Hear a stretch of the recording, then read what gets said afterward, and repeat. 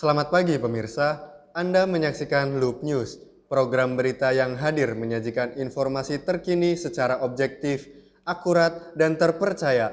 Bersama saya, Alvin Aulianur, selama 30 menit ke depan, kami akan menyuguhkan beragam informasi pilihan, mulai dari seputar UIN Syarif Hidayatullah Jakarta hingga berita menarik lainnya. Kita mulai dari informasi lingkungan kampus. Berbagai upaya terus dilakukan oleh pihak universitas untuk meningkatkan kebersihan di kawasan UIN Jakarta. Salah satunya dengan menambah jumlah tempat sampah di berbagai titik.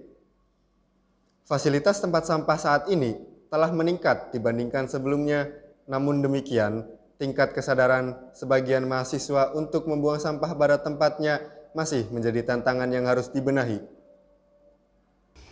Dalam upaya menciptakan lingkungan kampus yang bersih dan sehat, UIN Syarif Hidayatullah Jakarta telah menambah jumlah tempat sampah di berbagai titik, seperti area fakultas, taman, dan sekitar pusat kegiatan mahasiswa. Fasilitas ini ditingkatkan sebagai bagian dari lingkungan yang bersih dalam lingkungan akademik. Namun, sayangnya, peningkatan jumlah tempat sampah ini tidak serta-merta dibarengi dengan perubahan perilaku. Sampah-sampah masih sering ditemukan berserakan di lantai dan di area terbuka lainnya. Bahkan, tak jauh dari tempat sampah yang disediakan. Hal ini menjadi tanda bahwa persoalan kebersihan bukan hanya soal fasilitas, melainkan juga soal kesadaran. Perilaku membuang sampah sembarangan masih menjadi kebiasaan yang sulit dihilangkan di sebagian mahasiswa.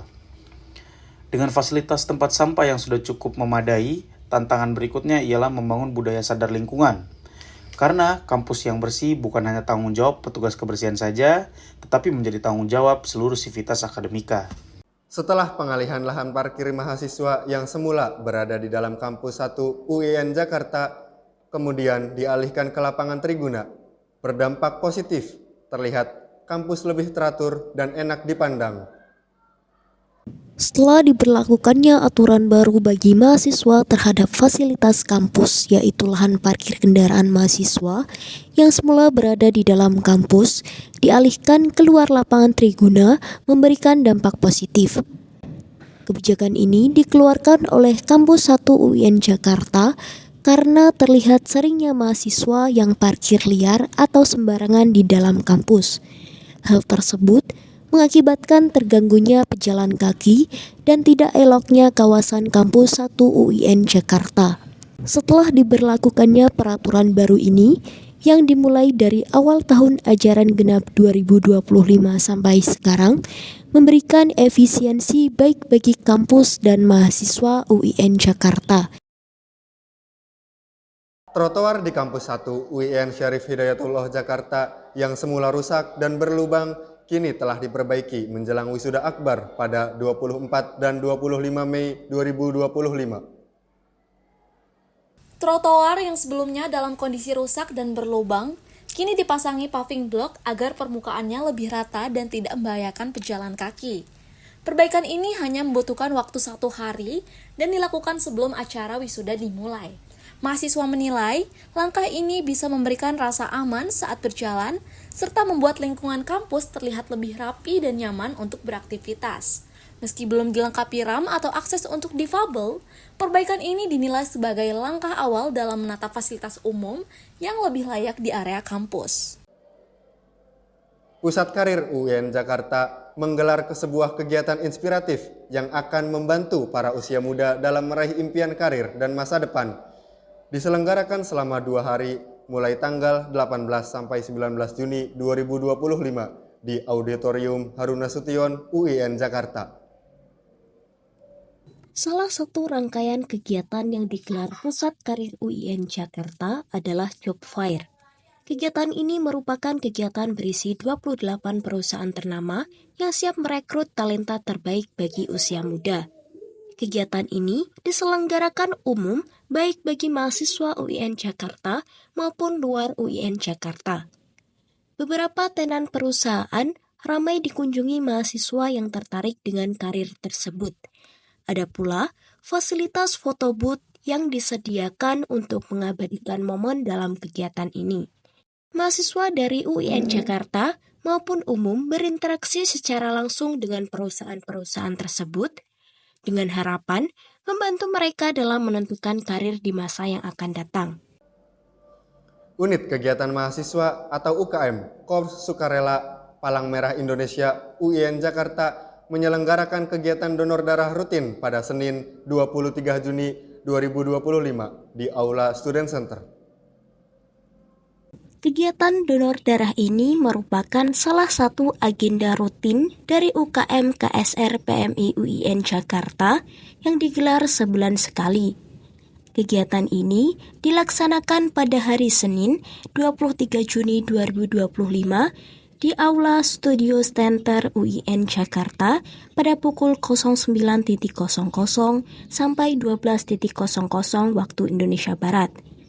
Persyaratan untuk melakukan donor darah meliputi registrasi akun melalui aplikasi Sidoni di Play Store, verifikasi kondisi tubuh saat itu dalam keadaan baik, pengisian data riwayat pendonor darah, pengecekan tensi darah, golongan darah, serta persyaratan lainnya yang wajib dipenuhi bagi pendonor darah. Kegiatan ini diharapkan dapat memberikan manfaat baik bagi UKM KSR PMI UIN Jakarta, pendonor darah, serta penerima darah untuk memberikan harapan bagi seseorang yang membutuhkan darah tersebut. Perpustakaan Universitas Islam Negeri Syarif Hidayatullah Jakarta kembali membuka jam operasional hingga pukul 8 malam sejak April 2025. Sebelumnya, saat kebijakan efisiensi anggaran yang ditetapkan Presiden Prabowo Subianto, perpustakaan ini hanya membuka layanan hingga pukul 4 sore. Perpustakaan utama UIN Syarif Hidayatullah Jakarta kini kembali buka hingga pukul 20.00 malam sejak April 2025. Perpustakaan ini melayani pengunjung dari hari Senin hingga Kamis sampai pukul 20.00. Sedangkan pada hari Jumat tutup lebih awal yakni pukul 16.00 sore. Informasi terbaru mengenai layanan juga bisa diakses melalui akun Instagram @perpusuinjkt. Kebijakan ini disambut baik oleh mahasiswa. Banyak dari mereka yang memanfaatkan waktu malam untuk membaca, mengerjakan tugas, hingga berdiskusi kelompok. Perpanjangan jam operasional dianggap membantu mahasiswa lebih fleksibel dalam mengatur waktu belajar, apalagi bagi mereka yang memiliki jadwal padat di siang hari. Ciputat, Minggu 8 Juni 2025, Pos Solidaritas Umat, salah satu divisi dari UKM LDK Syahid UIN Jakarta, sukses menyelenggarakan kurban. Kurban tersebut mengusung tema Kurbanmu, Cinta Nyata untuk Sesama. Kebahagiaan terlihat ketika para penerima daging kurban tersebut mulai berdatangan.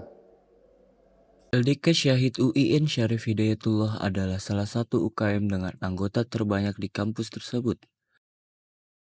Salah satu divisi dari UKM tersebut ialah Pos Solidaritas Umat yang kerap disebut dengan PSU. PSU sendiri ialah divisi yang sengaja ditugaskan untuk terjun langsung ke ranah masyarakat. Dengan program kerja salah satunya ialah IPK atau Insan Peduli Kurban. Pada tahun 2025 ini, IPK mengusung tema Kurbanmu Cinta Nyata untuk Sesama. Dengan bertujuan semua insan yang ada, baik dari anggota UKM LDK Syahid maupun dari luar anggota UKM turut berpartisipasi dalam acara tersebut. Anggota PSU bersama dengan para volunteer serta divisi lain sukses menyelenggarakan kurban pada tahun ini. Dana yang diperoleh dari awal membuka donasi mencapai di angka Rp49.735.000.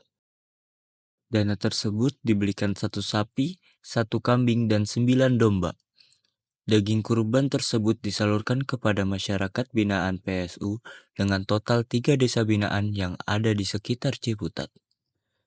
PSU sendiri merasa bersyukur ketika masyarakat yang hadir datang dengan antusias. Dengan IPK ini, semoga menjadi acuan untuk saling berlomba-lomba dalam kebaikan.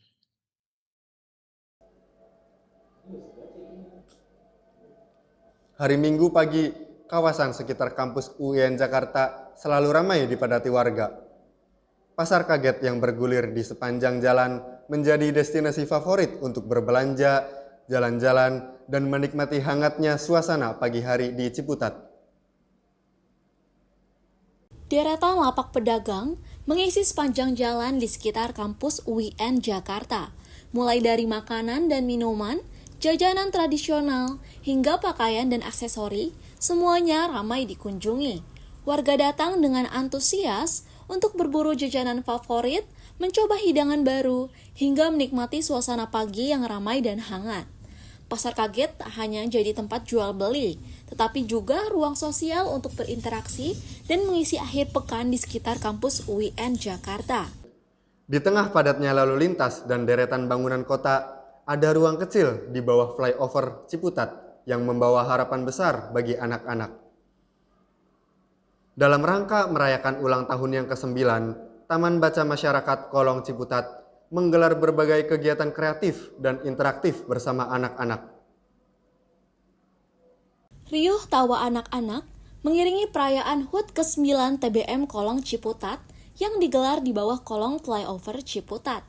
Berbagai kegiatan seru dan interaktif turut memeriahkan acara, seperti menyanyi dan menari bersama anak-anak, membuat prakarya dari bahan sederhana, hingga lomba coding. Perayaan ini sekaligus meneguhkan komitmen TBM untuk terus menyalakan semangat literasi di tengah keterbatasan. Food court baru hadir di lingkungan kampus UIN Syarif Hidayatullah Jakarta. Tempat ini langsung mencuri perhatian mahasiswa karena menghadirkan suasana yang nyaman serta beragam pilihan kuliner yang menggoda selera. Berlokasi di area strategis kampus, food court ini dirancang dengan konsep yang nyaman untuk mahasiswa. Mulai dari tempat duduk yang nyaman hingga banyaknya pilihan makanan, menjadikan tempat ini bukan hanya sekedar tempat makan, tapi juga ruang ideal untuk diskusi, nongkrong, bahkan nugas bareng teman. Berbagai tenan makanan tersedia, mulai dari makanan berat seperti nasi goreng, hingga makanan ringan seperti dimsum dan aneka minuman. Harga yang ditawarkan pun terjangkau untuk kantong mahasiswa, berkisar antara Rp10.000 hingga Rp35.000. Dan tentu saja dengan adanya food court ini, ya kami memberikan kesan positif banget, karena kita itu butuh tempat makan yang dimana tempatnya juga tenang, enak gitu kan, proper lah intinya kayak gitu. Dan juga harganya juga murah-murah, antara Rp10.000 sampai Rp35.000, dan bagi saya itu masih aman lah untuk kantong para mahasiswa gitu. Dengan segala fasilitas dan kenyamanan yang ditawarkan, food court baru ini menjadi bukti nyata bahwa kampus tak hanya menjadi tempat belajar, tetapi juga menjadi ruang tumbuh yang mendukung aktivitas keseharian mahasiswa. Pemirsa, kita akan kembali dengan informasi selengkapnya sesaat lagi. Tetaplah bersama kami setelah pesan-pesan berikut ini. Lapar habis kuliah? Tenang aja, sekarang ada tempat nongkrong baru di UIN Jakarta. Food court baru di pusat kampus UIN hadir buat kamu. Dari nasi goreng spesial, dimsum, sampai kebab serta bento, semua ada di sini. Harga ramah kantong, tempat nyaman, dan vibes-nya asik banget buat nugas atau sekedar nongkrong. Udah nyobain belum? Ajak temenmu sekarang dan rasakan serunya food court baru di UIN Jakarta.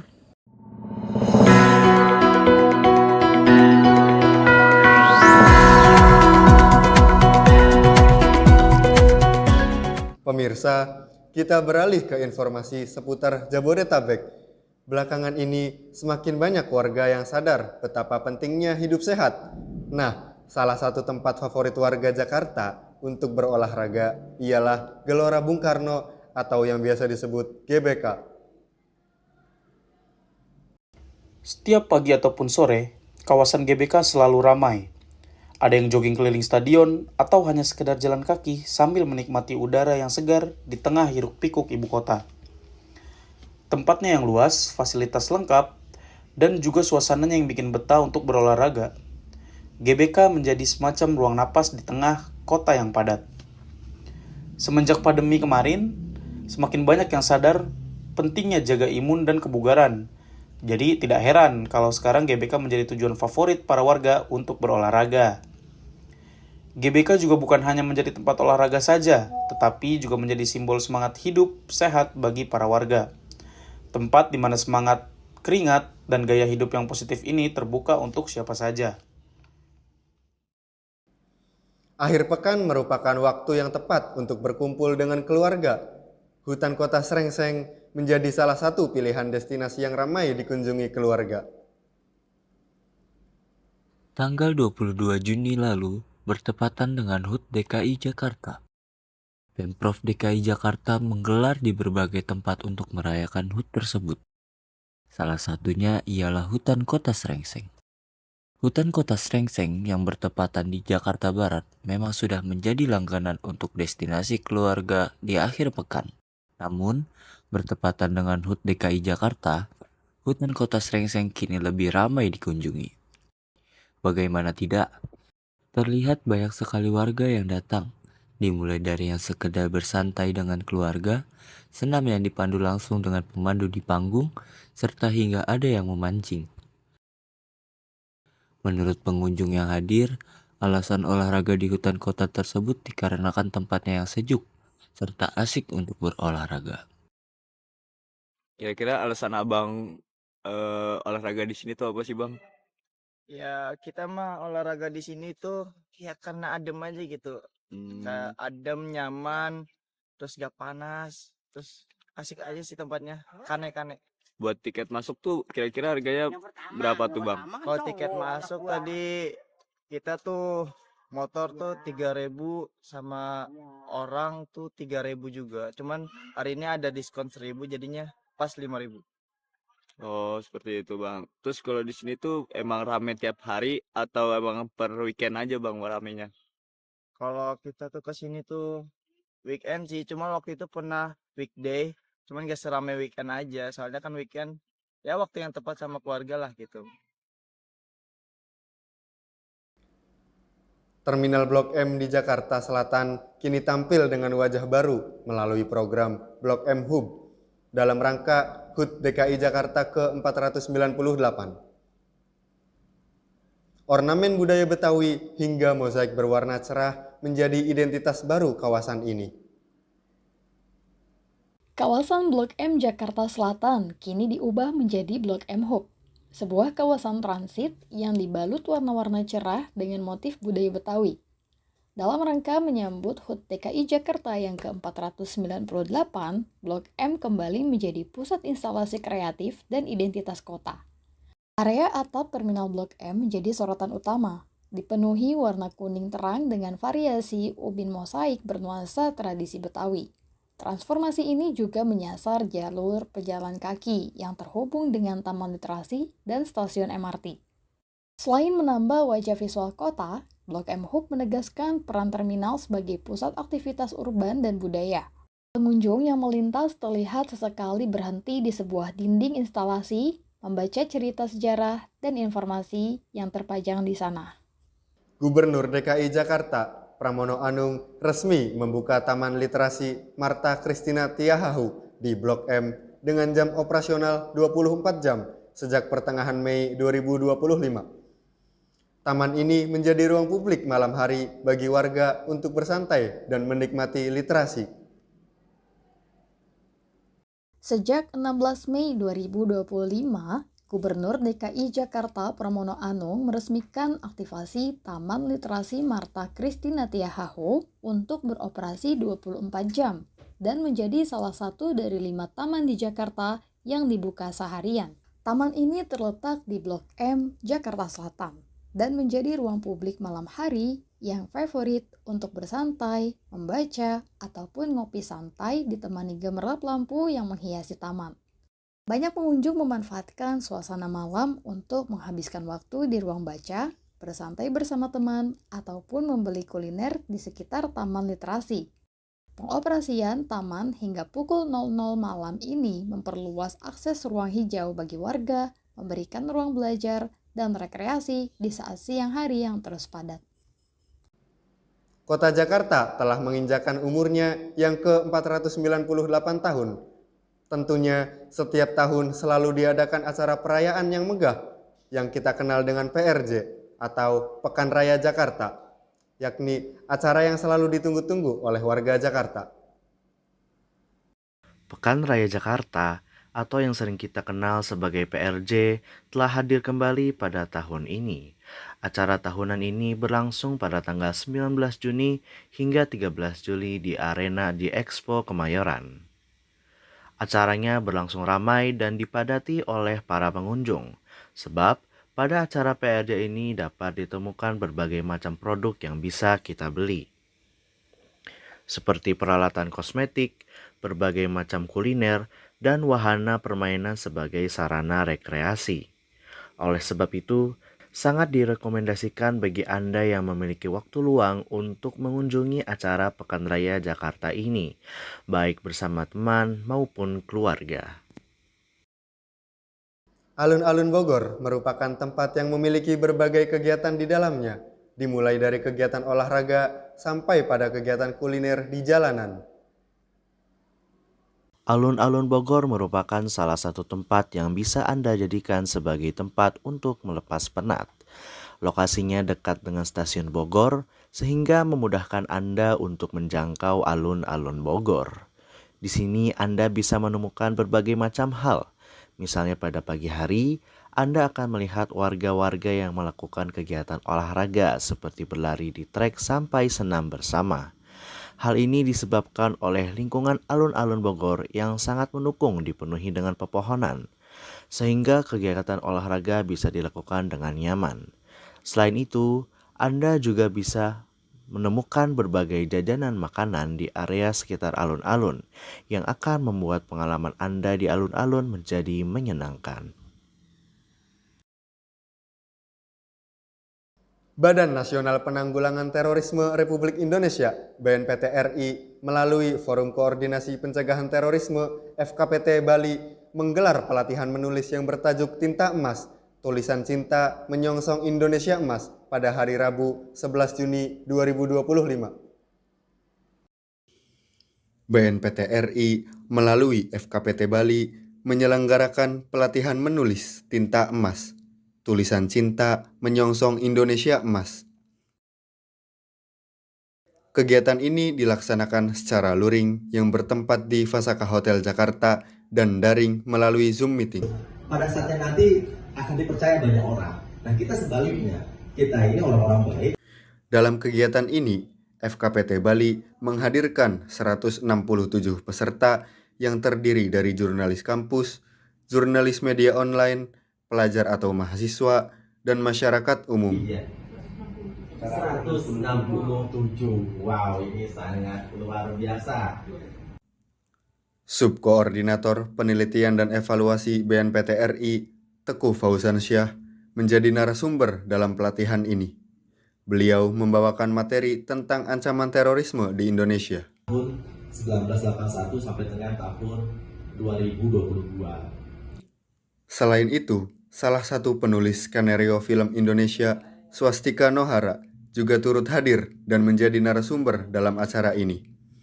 Beliau memandu praktik penulisan feature yang dilakukan oleh peserta di akhir sesi.